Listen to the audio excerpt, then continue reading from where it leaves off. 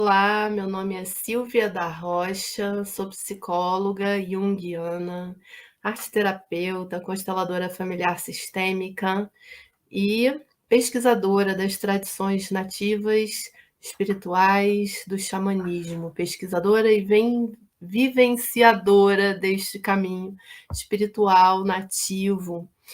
Eu vou comentar sobre o livro A Sabedoria dos Xamãs, do Dom José Ruiz, que são ensinamentos toltecas sobre o amor, a vida e a reconexão com a natureza.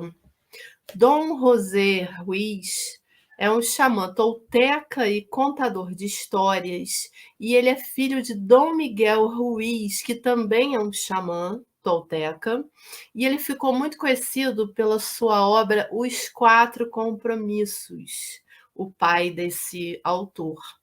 E nessa obra, nesse livro, ele traz alguns conceitos da filosofia tolteca e que podem ser utilizados pelo ser humano ocidental contemporâneo. O seu pai foi um grande divulgador dos ensinamentos toltecas. Ele trouxe à luz e a conhecimento de várias pessoas, né? Em vários países do mundo. Bom, para começar, Dom José Ruiz, ele fala sobre essa palavra xamãs. Essa palavra xamã é uma palavra de origem da Sibéria, dos povos nativos da Sibéria, que depois foi generalizado para todos os povos, inclusive para os ensinamentos do povo tolteca, para a cultura tolteca, o xamã é chamado de nagual. E nagual também é energia vital divina. Então, uma palavra que significa xamã e também energia vital, divina, energia espiritual. E o xamã seria aquele que possui o contato com essa energia divina. Todos nós temos esse nagual, mas o xamã, ele está desperto sobre essa energia e consegue usá-la, compreendê-la, e por isso ele consegue criar acontecimentos, criar a sua própria vida. O xamanismo tolteca fala que a maioria das pessoas estão dormindo, estão sonhando, um sonho pessoal. Esse sonho pessoal vem muito do que aprendemos, de como somos educados, crenças e padrões de pensamentos e comportamentos que são passados de geração em geração. Então ele fala que o despertar do xamã significa um processo de desaprendizagem. Precisamos desaprender o que temos aprendido culturalmente, socialmente, sobre quem nós somos. Então, várias falas, vários pensamentos são falas de quem nós somos. E ele até considera pensamentos negativos que colocam você para baixo como parasitas. Então, o processo de conscientização é um processo de entender que esses pensamentos não são seus, não são necessariamente seus, mas vozes que foram introjetadas por você. No xamanismo, cada um tem o seu processo, cada um faz a sua jornada, é uma jornada pessoal. Eu considero, inclusive, o trabalho, o processo de busca do xamanismo como um processo de individuação junguiano. Você vai fazer o seu caminho para se tornar quem você é, através de vários mergulhos no seu próprio inconsciente. Você vai começar a entender um pouco mais da sua alma, e não quem é você que precisou se adaptar ao mundo para poder viver, sobreviver, estar no mundo, né. Então, Os xamãs, eles podem ser considerados dentro dessas sociedades tribais, né, dos povos nativos, eles podem ser homens, mulheres, e eles combinam funções como de filósofo, médico, psicólogo, amigo. O Dom José Ruiz, ele nos convida através de histórias e mitos que ele conta nesse livro para a sabedoria do despertar do xamã, para você encontrar a sua própria liberdade pessoal, para viver em paz e harmonia e poder servir aos outros e ao planeta. Ele diz que quando você encontra a sua própria liberdade, liberdade de pensamento, liberdade de ser, encontra essa energia divina dentro de você, você realmente começa a criar a sua maior obra de arte, que é a sua vida. Ele fala desses conceitos da filosofia tolteca através de várias histórias. Ele fala de conceitos como apego, consciência, domesticação, sonho pessoal, sonho do planeta, mitote, que seria essa confusão mental, um caos, onde parece que tem várias vozes, milhares de vozes falando na sua cabeça, de vários conceitos e ideias que foram compreendidas, introjetadas, mais do que compreendidas, introjetadas. E Nagual, que eu já expliquei esse conceito, sonho pessoal também já falei, parasita, aliado, fala dos animais aliados, da importância no xamanismo de encontrar o seu próprio animal de poder, animal aliado. Então, despertar do sonho é criar sua própria liberdade. E isso é ser xamã. Então, todos nós podemos ser xamã se pudermos olhar para esse processo de domesticação, de doutrinação que vivemos, que aprendemos, e pudermos olhar para a nossa alma e saber distinguir quem sou eu, como eu faço para criar a minha vida, o que eu estou criando. Então, histórias são guias para o despertar da consciência. Ele traz várias histórias muito boas, que ajudam, inclusive, para quem é psicólogo da área terapêutica, inclusive são parábolas terapêuticas para contar para os clientes, né? Histórias como a águia e a cobra, o homem do rio, o nascimento de Quetzalcóatl, a floresta, a iniciação da cascavel, a caverna do diabo fala de abraçar a sombra. Eu acho muito interessante a aproximação do xamanismo com o processo de individuação, né, dos arquétipos junguianos. Divindade, discernimento, e ele fala da origem do Dia dos Mortos, lá no México, a importância de celebrar o Dia dos Mortos. Então, ele relata essa história de como começou a festejar, ao invés de chorar no Dia dos Mortos, fazer festa, alegria, cores, vida.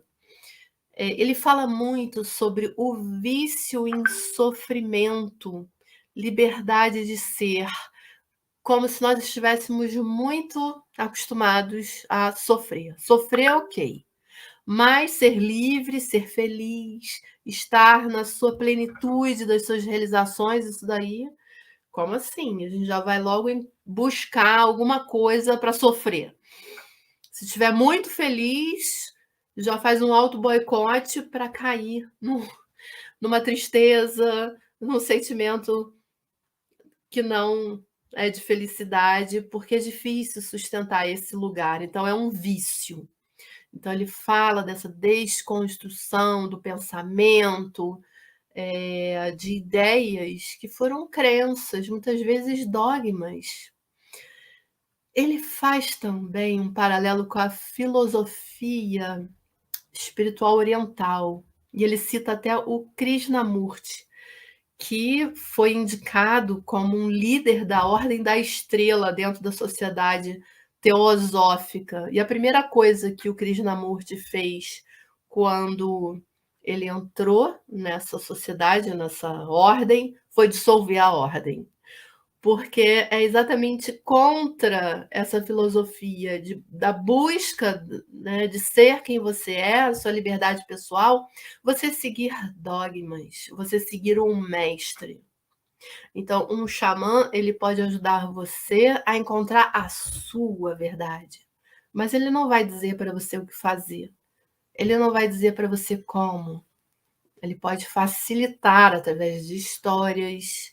Aqui no Brasil, nós temos os pajés, que seriam os nossos xamãs, né? Os pajés brasileiros, eles têm pajés de ervas, têm pajés contadores de histórias, eles utilizam as histórias como uma medicina de cura, porque às vezes tudo que a gente precisa é de uma boa história para ajudar a fazer uma passagem na nossa vida, para ajudar a algum tipo de entendimento.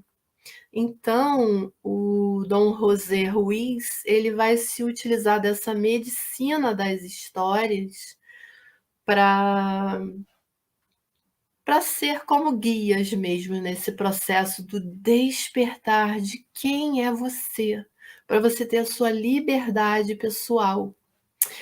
O xamanismo, ele encoraja também você seguir o seu coração, até um pensamento que é vinda do sentir. Se tem se tem coração, então é esse o caminho, né? E que as respostas já estão dentro de você. Você só precisa parar um pouco esses muitos pensamentos, esse mitote, que é esse caos de pensamentos, para que atrás deles você descubra a sua própria verdade. Dentro dos capítulos onde ele coloca as histórias, ele faz uma certa interpretação das histórias e também traz exercícios para que você entre em contato com aquele ensinamento, daquele conceito tolteca, daquela história. São exercícios e são meditações. Então, é um livro que traz a sabedoria dos xamãs, segundo ele, e traz também vivências para que a gente possa aplicá-las no nosso dia a dia. Eu recomendo também, além desse livro, A Sabedoria dos Xamãs, Os Quatro Compromissos, que é o livro do pai dele, Dom Miguel Ruiz. Ainda tem o Quinto Compromisso, que é um outro livro, e o outro filho dele, do Dom Miguel Ruiz, é Dom Miguel Ruiz Júnior, se não me engano, é um outro livro sobre o desapego. Então eu vou ler uma história desse livro que me tocou, e é um tipo de história que faz com que amplie a nossa consciência. Está no capítulo 2 do livro A Sabedoria dos Xamãs. O homem do rio, fluindo com os ciclos da vida. Há muito tempo, no início do Segundo Império Maia, vivia um jovem que, como o mundo queria, se apaixonou por uma bela mulher. Infelizmente, essa foi uma época na história maia em que muitas pessoas mantinham superstições em seus corações. Eram fanáticas por suas ideias religiosas e, por isso, erroneamente, sentiam que era necessário sacrificar outros humanos para agradar os deuses. O jovem não se importava com nada daquela religião ou superstição, e por isso escolheu deixar os fanáticos religiosos em paz e passar todo o seu tempo livre com sua amada. O amor deles era um amor verdadeiro. Um dia ele voltou para casa e soube que sua amada fora escolhida para ser sacrificada aos deuses e que os sacerdotes tinham-na levado embora. O jovem foi correndo para o templo, onde aconteciam os sacrifícios, mas chegou tarde demais. Ele encontrou a sua amada deitada no altar, com o coração arrancado do peito. Abatido pela tristeza, ele caiu por terra e chorou. A raiva cresceu dentro dele. Ele estava chateado com o mundo, com raiva de Deus, com raiva de seus companheiros da aldeia. Ele viu que eles estavam perdidos em suas superstições e estavam se matando por causa de suas crenças fanáticas. Ele deixou a aldeia e foi viver sozinho na floresta. Como sua raiva e tristeza eram muito fortes, ele raramente comia ou dormia e lentamente começou a morrer. Finalmente, ele decidiu acabar com a sua vida. Foi até o rio e saltou. Nadou até o fundo na esperança de que o rio o afogasse. Enquanto afundava, ele teve uma visão de sua amada. Radiante com a visão dela, ele gritou: Minha amada, eu a encontrei. Sinto muito pelo que aqueles fanáticos fizeram com você e por eu não ter estado lá para protegê-la. Eu vou ficar aqui para sempre com você, nunca mais vou deixá-la. Então o espírito de sua amada lhe disse gentilmente: Você não pode ficar comigo, nem voltará a me ver se continuar nesse caminho. Você está cheio de ódio, mas eu estou cheia de amor. Para estar onde estou agora, você precisa parar de viver na dor do passado.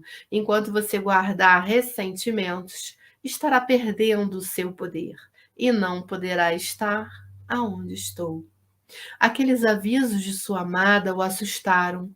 Ele despertou e percebeu que estava à beira do rio, com a respiração ofegante. Ele sentiu a verdade de suas palavras e percebeu que a alegria de viver, que alguma vez tinha sentido agora, tinha desaparecido. Tinha sido substituída por medo e ódio. Essa constatação foi o momento da sua transformação. E ele disse a si mesmo: A liberdade está dentro de mim. Ele olhou para a lua e soube que sua amada estava lá. Ela o observava e o guiava. Seu coração começou a se abrir novamente e ele a perdoar o fanatismo do seu povo. Ele olhou para a beleza do rio à sua frente e o viu como um símbolo de amor fluindo.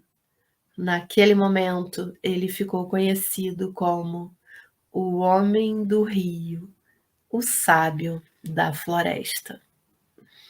A história continua e tem uma outra parte, mas eu gostaria só de ter lido esse trecho mesmo para exemplificar o tipo de história que existe nesse conteúdo desse livro. E para quem quiser saber mais, tiver vontade de ter mais resenhas e mais conteúdo sobre xamanismo, psicoterapia junguiana, eu tô no Instagram e @silvia.rocha.psicóloga e quiser me conectar, eu tô lá. Ok? Então até a próxima. Um abraço.